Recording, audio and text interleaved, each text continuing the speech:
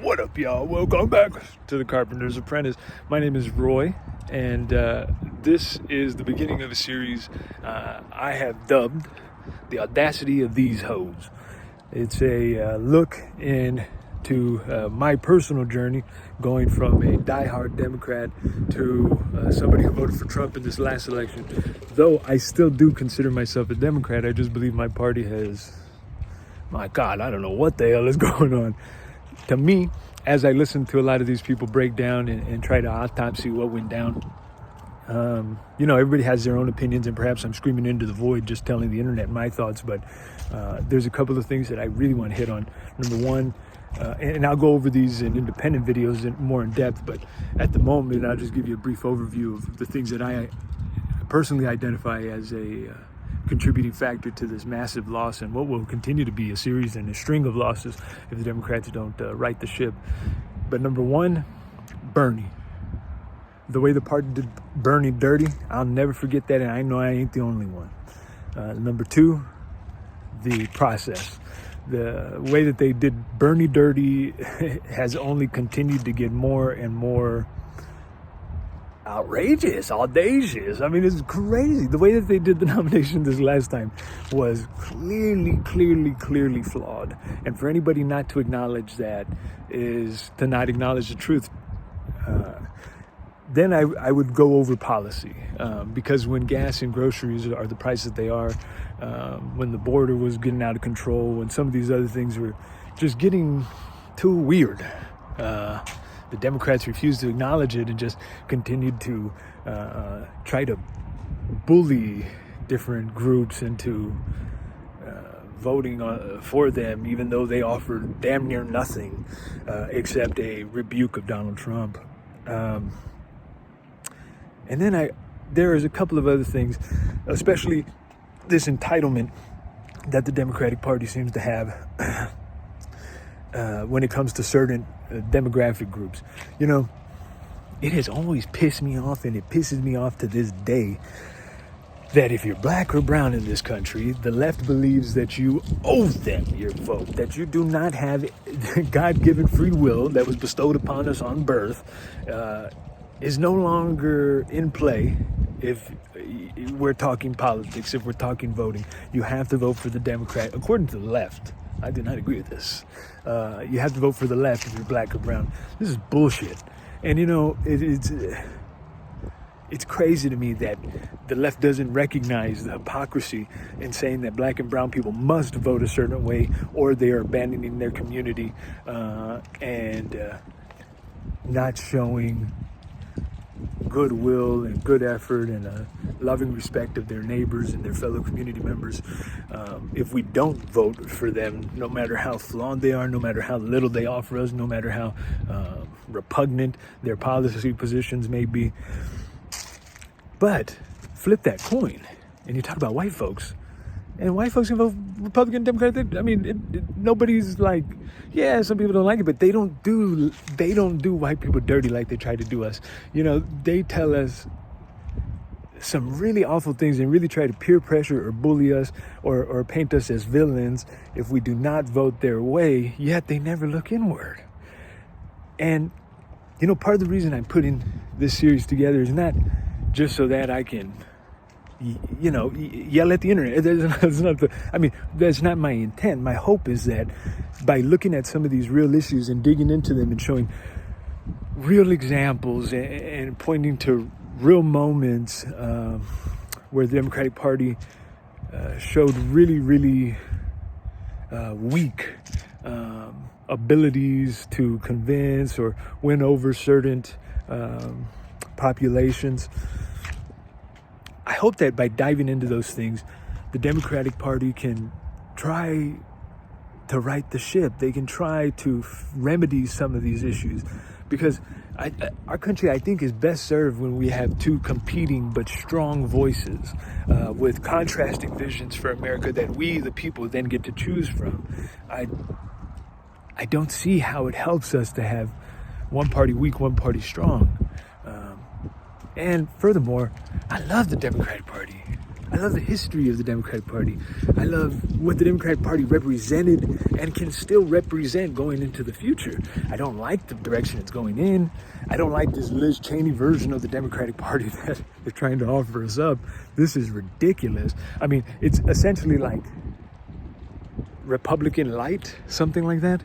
The Democrats of today remind me of the Republicans of the O's, and I just can't imagine why we would continue down this road, except for that some people got their heads so far up their ass that they can't see that it was the Democratic Party, the Democratic leadership, the Democratic establishment that time after time after time has tried to play God and not allowed the populace to decide for themselves who their representatives would be.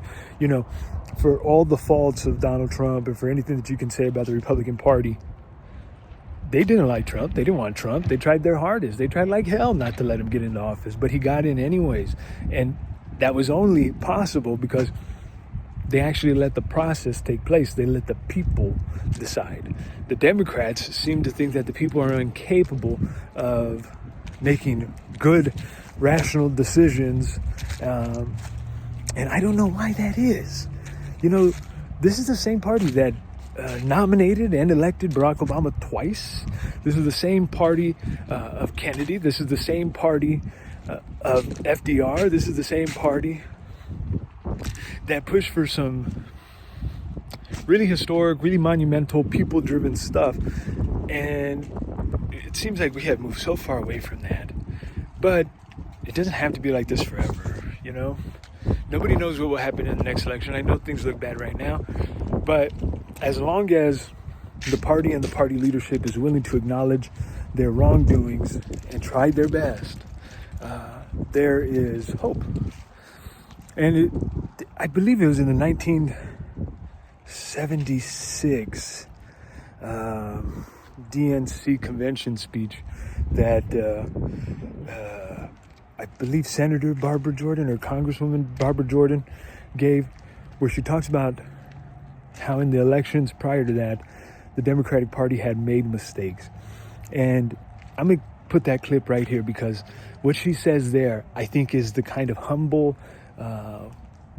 attitude and position that the Democratic Party needs to adopt once more at this moment, so that we can have a renaissance and a resurgence of the Democratic Party that I know and love. But just because we're down doesn't mean we're out. Just because I voted for Trump this time doesn't mean I'm a Republican. It just means I wanted to throw both middle fingers, both of them, to the media, to the establishment, to the elites. And the Democratic Party didn't offer me an option for that. Had Bernie been on the ballot, well, that would have been my first choice. But the Democrats, and it's not the Democrats in general, but the Democratic establishment, the powers that be within the Democratic Party, robbed us of that choice. So when we talk about why we're here in this situation that we are in now, it's not difficult for me to see who's to blame. You don't got to blame all Latinos or all black people or all women or all folks without a college degree or all young people. No. There's only one subgroup within the general population that is responsible for the ills of the Democratic Party at the moment.